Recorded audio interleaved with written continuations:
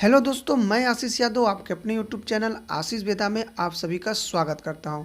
दोस्तों, ITI candidate वालों के लिए यहां पर मारुति सुजुकी में जो है काफ़ी संख्या में वैकेंसी निकल के आई हुई है। जो वैकेंसी निकल के आई हुई है वो सीडब्ल्यू की वैकेंसी निकल के आई हुई है। तो इस वीडियो के माध्यम से हम पूरी जानकारी आपको देने वाले हैं और फॉर्म कैसे अप्लाई होगा, फॉर्म स्टेप बाय स्टेप किस तरीके से फॉर्म भरना है, उसकी सारी जानकारी हम इस वीडियो के माध्यम से आपको देंगे। आपको सबसे पहले यहाँ आना है गूगल पे और मारुति सुजुकी टाइप कर देना है।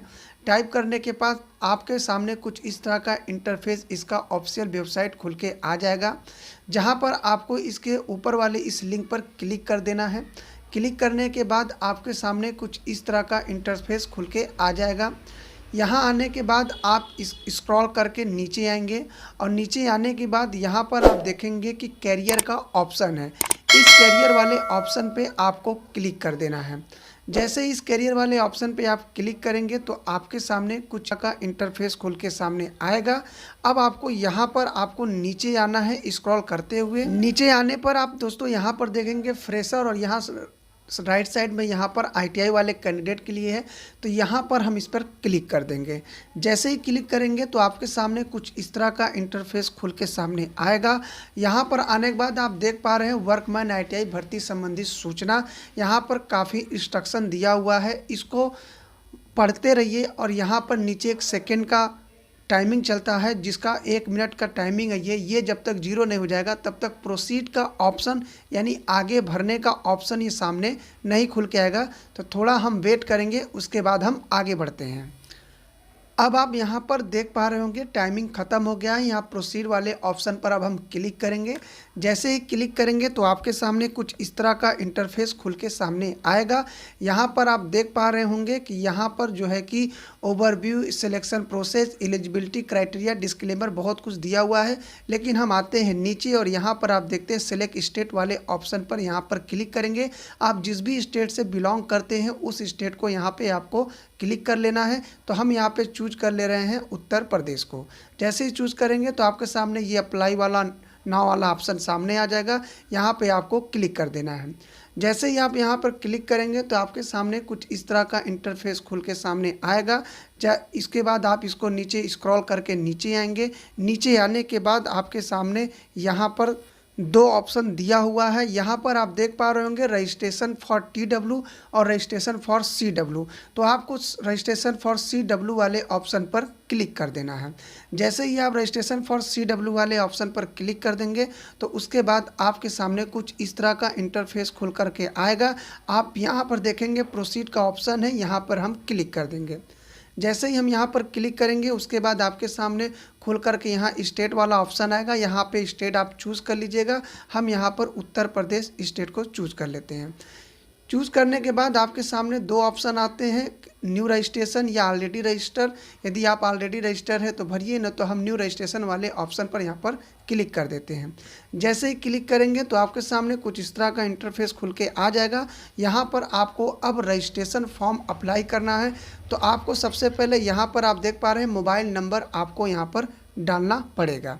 जैसे ही आप मोबाइल नंबर डाल लेंगे, डालने के बाद आपको सेंड OTP पर क्लिक करना है। सेंड OTP पर क्लिक करने के बाद आपके मोबाइल नंबर पर एक OTP आएगा और उस OTP को यहाँ पर फिर आपको जनरेट करना है। OTP को यहाँ टाइप करने के बाद आपको वेरीफाई OTP वाले ऑप्शन पर क्लिक करेंगे। जैसे ही क्लिक करेंगे तो आपका OTP जनरेट हो जाएगा। उसके बाद आपके सामने व्यक्ति विवरण यहाँ पर नीचे जो है कि भरना चालू कर देना है। अब यहाँ पर आपको अपना पूरा नाम देना है, जेंडर देना है, पिता का नाम देना है, डेट ऑफ बर्थ देना है। सब कुछ यहाँ पर फॉर्म में जैसे स्टेप बाय स्टेप मांगा है उस हिसाब से आपको यहाँ पर सब कुछ फिलअप कर देना है। सबसे पहले अपना आपको कैपिटल लेटर में अपना नाम लिख देना है।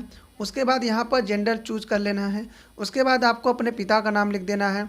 उसके बाद यहाँ पर आपको अपना डेट ऑफ बर्थ लिख देना है। जैसे ही आप डेट ऑफ बर्थ लिखेंगे यहाँ पर अपना एज, मंथ और डे ये यहाँ पर खुद ही मेंशन कर लेता है। उसके बाद आपको फिर यहाँ पर जो है कि ये जो आपके ITI मार्कशीट में नाम है, आपका खुद का नाम है, वो आप नाम यहाँ डाल देंगे डिटेल एस पर ITI सर्टिफिकेट में। उसके बाद फादर नेम यहाँ डाल के फिर डेट ऑफ बर्थ आपको यहाँ पर मेंशन करना है। फिर आपको आधार कार्ड का डिटेल देना है, फिर फादर का डिटेल देना है, फिर उसके बाद डेट ऑफ बर्थ यहाँ पर डाल देना है। उसके बाद नीचे आते हैं, यहाँ पर आप देख पा रहे हैं डिटेल पैन कार्ड का यहाँ पे दे देना है। उसके बाद पैन कार्ड के बाद फिर पिताजी का नाम, फिर डेट ऑफ बर्थ आपको यहाँ पर मेंशन कर देना है। उसके बाद आपको अपने मकान नंबर यहाँ अपना मतलब पूरा एड्रेस पता यहाँ पर देना है। तो यहाँ पर मकान नंबर डाल दीजिए। उसके बाद यहाँ जिस गांव मोहल्ले में रहते हैं वो आप मेंशन कर दीजिए। उसके बाद यहाँ पे आप राज्य सेलेक्ट कर सकते हैं अपना, और यहाँ डिस्ट्रिक्ट सेलेक्ट करके और यहाँ पिन कोड आपको डाल देना है। उसके बाद यहाँ पे सेम मतलब स्थायी पता यहाँ पर आपको क्लिक कर देना है। क्लिक करने के सेम टू सेम आपका एड्रेस नीचे उतर जाएगा, कॉपी हो जाएगा। अब उसके बाद आप यहाँ देख पा रहे होंगे आपका मोबाइल नंबर पहले से ही दर्ज था OTP द्वारा। उसके बाद यहाँ पर आपको एक अल्टरनेट मोबाइल नंबर आपको देना है, यानी कि दूसरा मोबाइल नंबर यहाँ पे आपको देना है। उसके बाद आपको यहाँ पर ईमेल ID देनी है। उसके बाद यहाँ पर आपको ब्लड ग्रुप आपका जो है उस ब्लड ग्रुप को यहाँ पे आपको चॉइस करना है। उसके बाद आधार कार्ड का जो नंबर है उसको आपको यहाँ डालना है, और पैन कार्ड का नंबर जो है उसको आपको यहाँ पर फिलअप कर देना है। इसके बाद आपको नीचे आना है और यहाँ पर एजुकेशन क्वालिफिकेशन यानी शैक्षणिक योग्यताएं आपकी क्या है उसको यहाँ पर मेंशन करना है। अब यहाँ पर आपको अपने स्कूल का नाम डाल देना है। उसके बाद आप रेगुलर से या प्राइवेट से किए उसको यहाँ पर मेंशन कर देना है। उसके बाद किस वर्ष आपने किया उस वर्ष को यहाँ पर स्टार्टिंग वर्ष क्या था उसको मेंशन कर देना है, और उत्तीर्ण किस वर्ष आप हुए हैं उसको यहाँ पर मेंशन कर देना है, और यहाँ पर प्रतिशत आपको डाल देना है। उसी प्रकार आपने 12वीं कर रखा है तो 12वीं का भी डिटेल सेम यही उसी प्रकार से यहाँ पर डाल देंगे। अपने 12वीं स्कूल का नाम यहाँ डाल देना है। उसके बाद रेगुलर है कि प्राइवेट है उसको यहाँ पर मेंशन कर देना है। उसके बाद आगे बढ़ेंगे और अपना यहाँ पर किस सन में आपने पढ़ाई स्टार्ट की और कब आप उत्तीर्ण हुए उसको आपको यहाँ पर मेंशन कर देना है। उसके बाद यहाँ पर आपको परसेंटेज डाल देना है।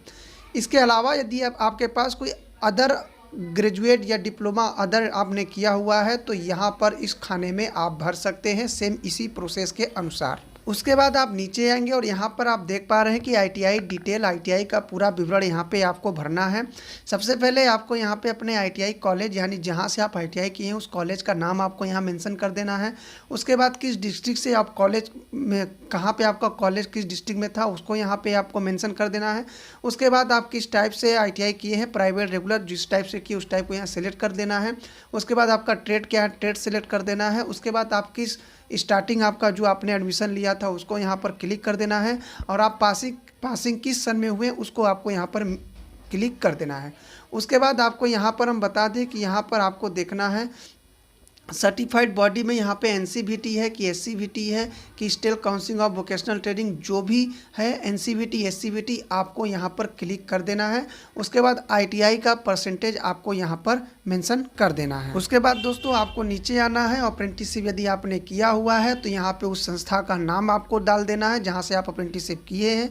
उसके बाद कब किए हैं, किस तिथि से किए हैं, स्टार्ट डेट यहाँ मेंशन कर देना है। उसके बाद आपका एंड डेट कब था उसको मेंशन कर देना है। उसके बाद लोकेशन क्या था, स्थान क्या था उसको यहाँ पर मेंशन कर देना है, और जॉब एरिया शॉप विभाग क्या था उसको यहाँ पे आपको मेंशन कर देना है। उसके बाद आपको स्टाइपेंड कितना मिल रहा था उसको आपको यहाँ पर मेंशन कर देना है। उसके बाद आप नीचे आएंगे और नीचे आने के बाद आप देखेंगे कि वर्क एक्सपीरियंस यदि आपके पास है तो आप यहाँ पर उसको भी साझा कर सकते हैं। वर्क एक्सपीरियंस में कार्य अनुभव में आपको यहाँ पर उस जहाँ से आपने वर्क किया है वहाँ का यहाँ पर नाम मेंशन कर देना है।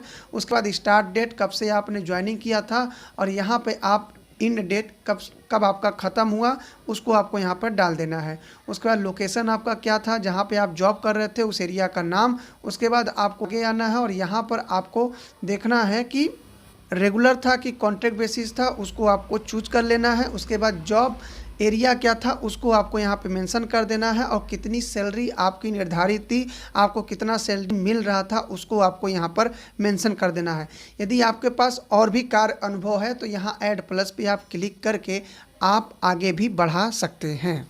उसके बाद दोस्तों यहाँ पे आपसे फैमिली का डिटेल मांगा गया है, जहाँ पर आपके पिताजी का नाम, उसके बाद एज, उसके बाद यहाँ पर व्यवसाय क्या है उनका, उसके बाद यहाँ पे उनका 1 वर्ष का यानी एनुअल इनकम कितना है उसको यहाँ पर मेंशन करना है।